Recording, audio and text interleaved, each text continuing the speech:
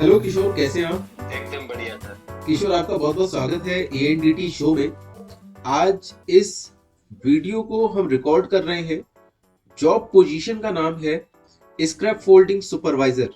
तो सबसे पहले किशोर, हम आपके बारे में जानना चाहेंगे, आपकी क्वालिफिकेशन, आपकी प्रोफेशनल एक्सपीरियंस के बारे में जानना चाहेंगे। सर, मेरा नाम किशोर कुमार है और मैं गुजरात पोरबंदर से हूँ। एजुकेशन क्वालिफिकेशन है वो बीए ग्रेजुएट और स्क्रैप फोल्डिंग में आईटीआई किया हुआ है। ओके, सबसे पहले आप ये बताइए कि आप scrap folding supervisor job position की तरफ कैसे मूव किया, आपने स्टार्ट कैसे किया? सर, मैंने स्टार्ट 2009 के आसपास पीपा सीपीआर स्टिक बिल्डिंग पोर्ट में स्टार्ट किया था।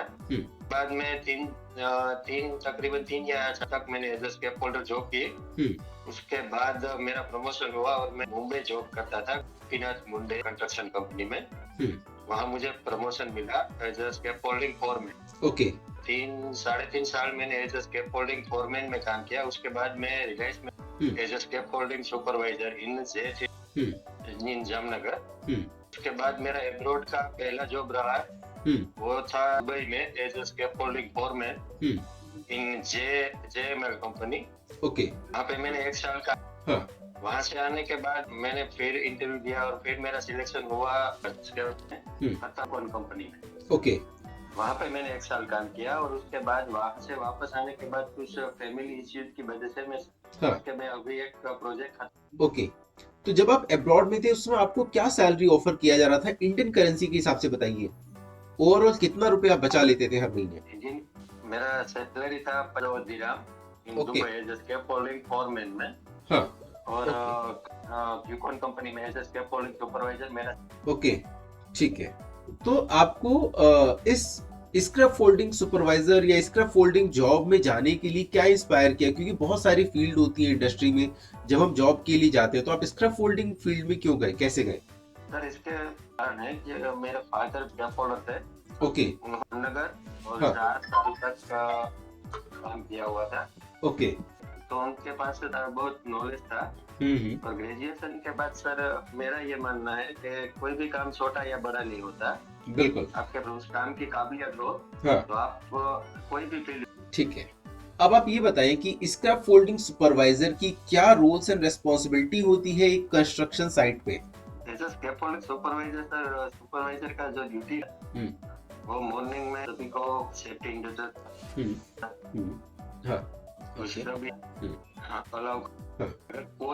कोई भी जो एक्सीडेंट हुई है प्रॉपरली सुपरवाइज पॉसिबल खत्म हो गया है तो वहाँ से पूरा मटेरियल के फॉलोइंग यार्ड में मटेरियल जमा कर। और कोई भी काम चालू है वहाँ पे कितना काम हुआ, कितने पर कितना क्यूबी में काम किया है, पूरे दिन को देना।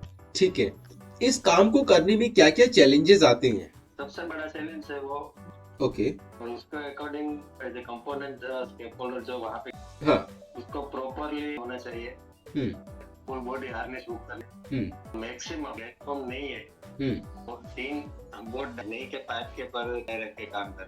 ओके, अगर प्लेटफॉर्म नहीं है फिर भी 3 बोर्ड डाल। अगर प्लेटफॉर्म है तो 2 बोर्ड मिड और फुल बॉडी में परफेक्ट हुक होना चाहिए। और फुल बॉडी हार्नेस भी अपने शोल्डर से किया होना नहीं कि हम अपनी बॉडी की पोजीशन से ऊपर की पोजीशन पे हमें हार्नेस लगाना चाहिए, शोल्डर से पोजीशन पे हुक किया हुआ है। ठीक है। अभी मेरा अगला क्वेश्चन ये है कि अगर कोई स्क्रैप फोल्डिंग सुपरवाइजर या स्क्रैप फोल्डिंग फोरमैन या स्क्रैप फोल्डर बनना चाहता है तो उसके लिए क्या कोई क्वालिफिकेशन बैकग्राउंड का रिक्वायरमेंट होता है? नहीं सर, कोई भी क्वालिफिकेशन या बैकग्राउंड नहीं चाहिए। मतलब कोई भी इस आपको फील्ड में जा सकता है, नॉलेज होनी। सीधा फोरमैन कोई ऐसा ही नहीं बनता क्योंकि आपने उस काम की पूरी knowledge as a foreman duty कर रहे हैं। आपको स्क्रैप फोल्डर में कुछ भी जानकारी नहीं है। अगर आप एज ए फोरमैन सीधा जॉब कर रहे हैं, अगर आपको सुपरवाइजर भेजेगा कि ये जाओ यहाँ पे इतना काम पेंडिंग है, इतने आदमी लेके जाओ, और वो काम पे आदमी लेके जाएंगे तो क्या करेंगे ये वो मोस्ट इम्पोर्टेंट। ठीक है, ठीक है। अभी आपने सेफ्टी की बात किया, तो अगर मान लीजिए कि आप as a scrap folding supervisor काम कर रहे हैं तो क्या क्या सेफ्टी प्रोटोकॉल्स हमें मेंटेन करने होते हैं? और अगर वो सेफ्टी प्रोटोकॉल्स में से कोई भी 1 या 2 सेफ्टी प्रोटोकॉल अगर मिस करते हैं तो क्या क्या दिक्कत आती है साइट पे या आ सकती है साइट पे?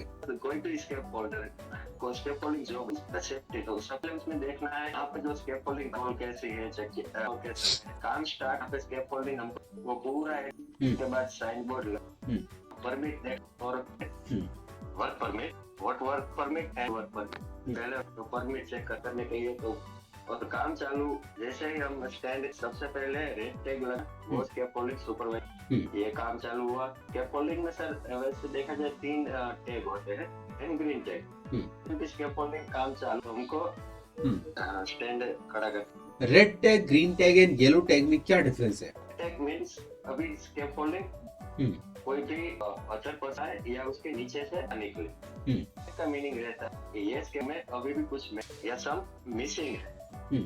तो कंपनी काम की जानकारी जाके वो काम एंड ग्रीन टैग का मतलब होता है सर ये स्कैफोल्डिंग पूरी तरह से और इसे यूज करने में कोई हानि, कोई भी पर्सन जो स्कैफोल्डर नहीं है या कोई भी अगर कोई वेल्डर पाइप फिटर है अगर उसको कुछ भी काम है तो वो स्कैफोल्डर के ऊपर टैग लगा, अगर ग्रीन टैग लगा हुआ है तभी उस स्कैफोल्डिंग का यूज। ठीक है, अगर रेड या गया तो आपको स्कैफोल्डिंग का यूज। ठीक है, मेरा अगला क्वेश्चन है कि किन इंडस्ट्रीज में स्क्रैप फोल्डिंग सुपरवाइजर या स्क्रैप फोल्डर की जॉब्स ज्यादा रहती हैं? पहला ये क्वेश्चन है। दूसरा ये क्वेश्चन है कि किन कंट्रीज में ऐसी जॉब्स की अपॉर्चुनिटी बहुत ज्यादा रहती है? जो आपने क्वेश्चन पूछा है जो mostly oil and gas ship building में यार्ड में मेरे ख्याल से ज्यादा स्क्रैप फोल्डिंग का काम। और किन कंट्रीज में इनका रिक्वायरमेंट ज्यादा है? क्योंकि वहाँ पे ऑयल एंड गैस और पेट्रोकेमिकल्स ज्यादा है, अपॉर्चुनिटी इसलिए। ठीक है, अगर हम बात करें तो सबसे ज्यादा सैलरी पैकेज किन इंडस्ट्रीज में मिलता है as a scrap folding supervisor position के लिए? सर ये तो डिपेंड ऑन कंपनी, ज्यादातर ऑयल एंड गैस और ऑफशोर में सैलरी ज्यादा रहता है ऑफशोर को। ओके, जैसे कि आपके पास अच्छा खासा experience as a scrap folding supervisor, तो आपको अभी की सैलरी के हिसाब से आपको लॉन्ग टर्म फ्यूचर कितना दिखाई देता है कि आप कितना ग्रो कर सकते हैं इस फील्ड में? सर यहाँ से तो बहुत ज्यादा अपॉर्चुनिटी है और जैसे कि का ग्रो अप किया है पहले स्क्रैप फोल्डर फिर फोरमैन एज ए सुपरवाइजर, इसके आगे मेरा जो क्वालिफिकेशन है और मेरा जो वर्क एक्सपीरियंस से अगर मेरे पास मोर एक्सपीरियंस है तो मैं इससे आगे स्क्रैप फोल्डिंग में या सुपरिटेंडेंट हूँ अगर और इसी फील्ड में अगर काम कर लूँ बहुत 7-8 साल का मुझे एक्सपीरियंस रहता है तो फिर मैं स्क्रैप फोल्डिंग मैनेजर या सुपरिटेंडेंट। ठीक है, अभी आप ये बताइए एक स्क्रैप फोल्डिंग सुपरिटेंडेंट लगभग कितनी सैलरी उठाता है पर मंथ? जहाँ तक मुझे ख्याल है 2 से 2.5 लाख, 2 से 2.5 लाख रुपए पर मंथ उठाते हैं scrap folding supervisor. Scrap folding superintendent, हाँ सुपरिटेंडेंट की बात कर रहा हूँ। ओके, तो अभी मेरा अगला क्वेश्चन है कि जो यंग प्रोफेशनल है, जो फ्रेशर्स लोग हैं, अगर वो स्क्रैप फोल्डिंग फील्ड में आगे बढ़ना चाहते हैं तो उनके लिए आपका क्या सलाह है? ज्यादा से ज्यादा मन लगा के काम। हाँ। तो इसमें आपकी एक छोटी सी गलती बहुत लोगों को है क्योंकि स्कैफोल्डिंग वो एक टेम्पररी जो आपको दिया जाता है वो कोई भी या सपोर्टिंग के यूज के लिए या फिर प्लेटफॉर्म के लिए। अगर आपकी एक छोटी सी भी गलती किसी की किशोर आपने बहुत अच्छी बात कही कि हमें सेफ्टी का ध्यान रखना चाहिए, हमें अपने हार्नेस को प्रॉपर तरीके से पहनना चाहिए, अपने शोल्डर से ऊपर हाइट पे हमें प्लग करना चाहिए, ओके, और प्लग एंड हुक करना चाहिए जिससे कि सेफ्टी मेंटेन रहे। अभी मेरा अगला क्वेश्चन है कि स्क्रैप फोल्डिंग के अगर जो काम हम स्क्रैप फोल्डिंग से करते हैं यही काम इराटा रोप एक्सेस वाले लोग भी करते हैं, तो किस में ज्यादा ग्रोथ है? रोप एक्सेस में ज्यादा ग्रोथ है या फिर स्क्रैप फोल्डिंग में ज्यादा ग्रोथ है? आपको पता है कि जो काम हम स्क्रैप फोल्डिंग से करते हैं वही काम हम लोग रोप एक्सेस से भी कर सकते हैं, रस्सी से लटक के। तो किस फील्ड में ज्यादा ग्रोथ है, रोप एक्सेस में या फिर स्क्रैप फोल्डिंग में? फोल्डिंग में सेफ्टी ज्यादा है। इसका जितना आप लोड जितना जितना जैसे काम ड्राइंग के हिसाब से काम करते हैं तो ज्यादा से ज्यादा लोड कैपेसिटी बढ़ाते हैं और हमारा जो सेफ्टी है वो ज्यादा स्कैफोल्डिंग। ओके, मेरा ये मान। आपको क्या आपकी जो जूनियर्स है उनको आप ट्रेनिंग भी प्रोवाइड करते हैं कि वो एक बेहतर स्क्रैप फोल्डर बन सके या फिर आप सिर्फ उनसे काम करवाते हैं? नो सर, अगर किसी हमारे एक्सपीरियंस के हिसाब से अगर हम देखते हैं कि ये बंदे सही काम कर रहा है तो फिर ठीक है उसको सही तरह से काम पे लगाओ। अगर हमको लगता है कि ये थोड़ा मिस कर रहा है या मिस बिहेवियर है या काम की थोड़ी कम नॉलेज है तो उसके ऊपर थोड़ा ज्यादा ध्यान दे। ओके।